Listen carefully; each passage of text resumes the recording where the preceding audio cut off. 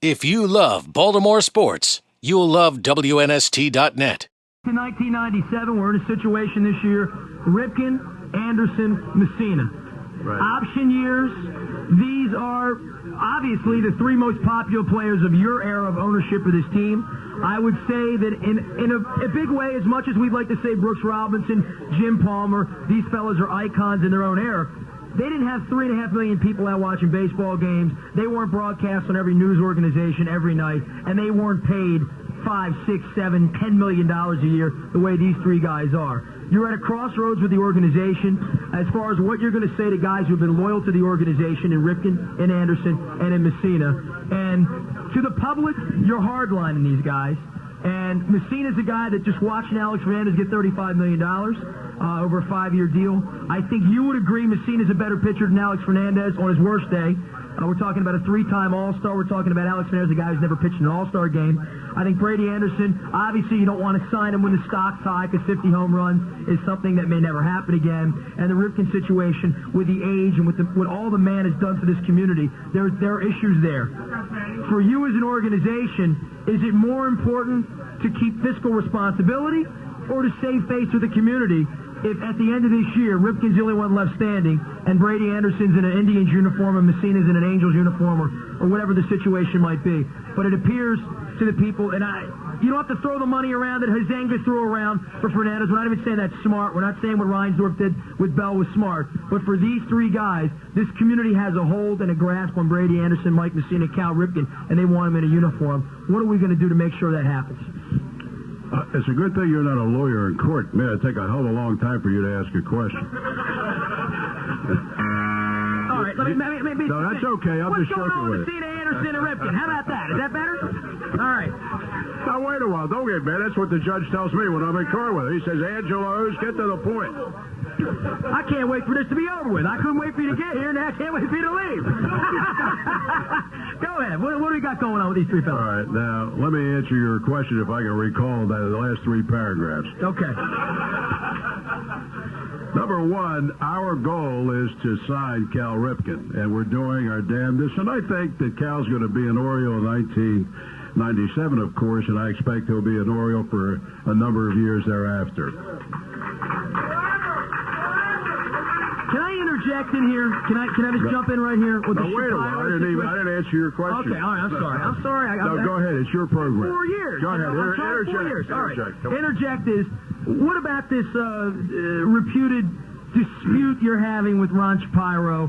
And has this in any way hindered? The Ron Shapiro thing had to do with John Miller, because Ron Shapiro said something to the effect that I wouldn't meet with him and John Miller. And, I know Ron a long time, and I like him.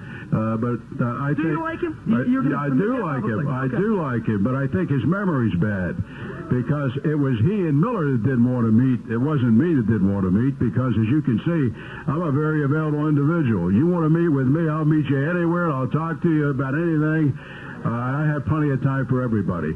But let's just say that he misunderstood whatever it was that I was saying to him. But this situation with Cal has nothing to do with Ron Shapiro. It has nothing to do with whoever may represent him or be his agent.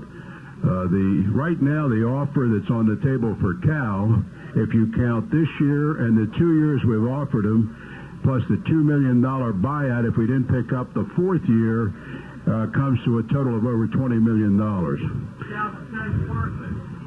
So nobody said he wasn't. We wouldn't have offered it to him if he wasn't worth it.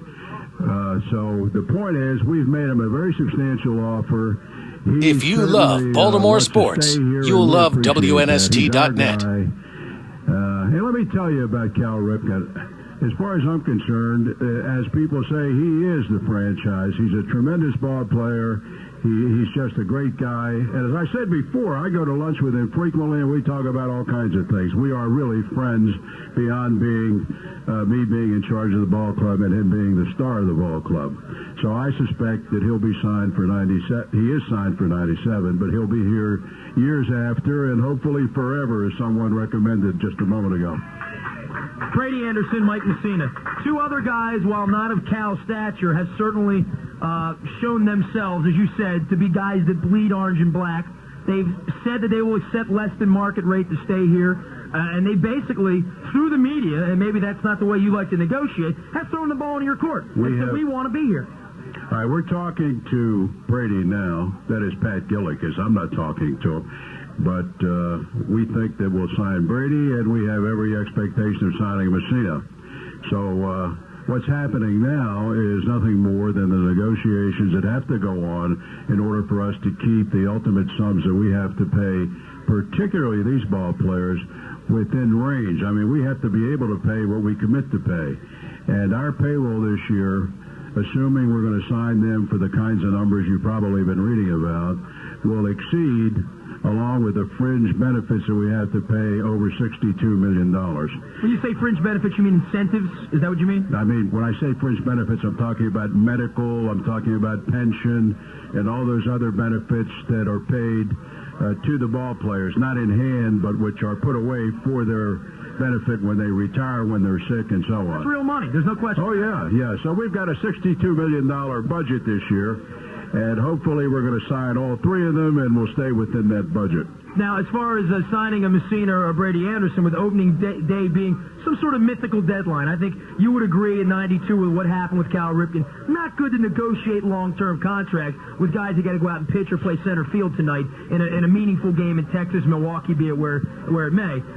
For you to go past opening day, is there a fear of losing a Mike Mussina and a Brady Anderson and causing a black eye on this franchise come next fall? I think we're so close with Cal and so close with Mike, and we're getting closer with Brady, that even if it went beyond the April 1st, I don't think it's a situation where we couldn't sign, or they wouldn't sign, or we wouldn't sign with them after the 1st of April. I don't think that's a critical date, although we're going to try to make that date.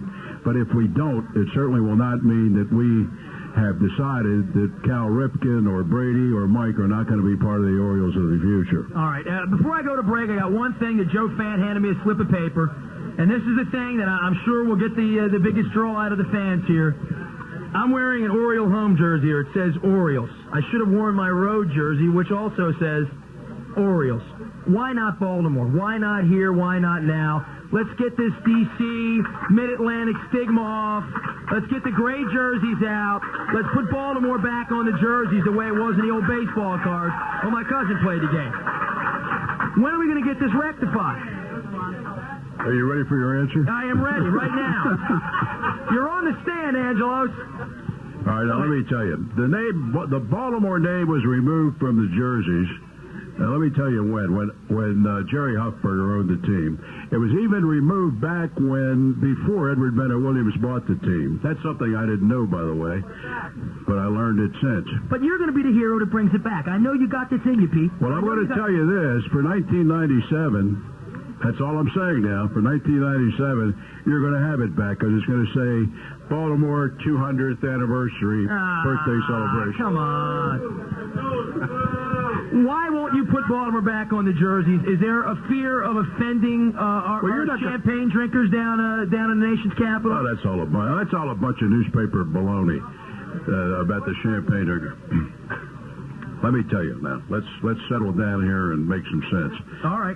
We try to do that every night. I mean, Nestor here is going to get you all roused up, but he does that all the time. Go ahead. I'm all ears. I'm like Ross Perot.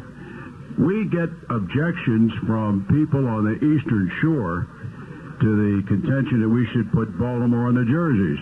That's the truth. They say, well, what do you mean Baltimore Orioles? The Orioles are more than just Baltimore. They're all over the state of Maryland.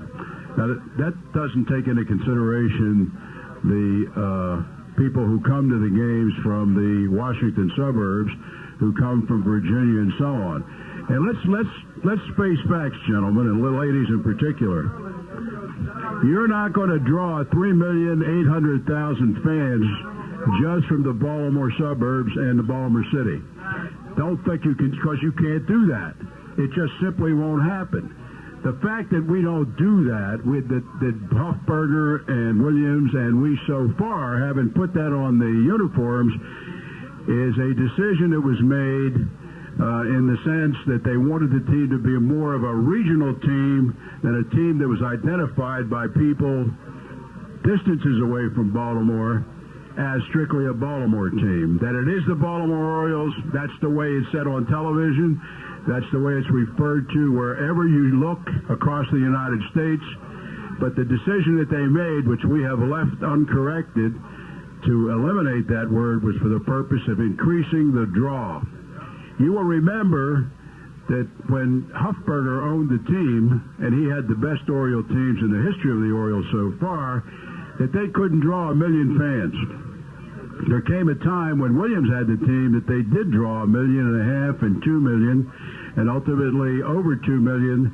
Then when we went to Camden Yards, before we got the team, they drew 3.4 million. We're going to draw 3.8 million this year.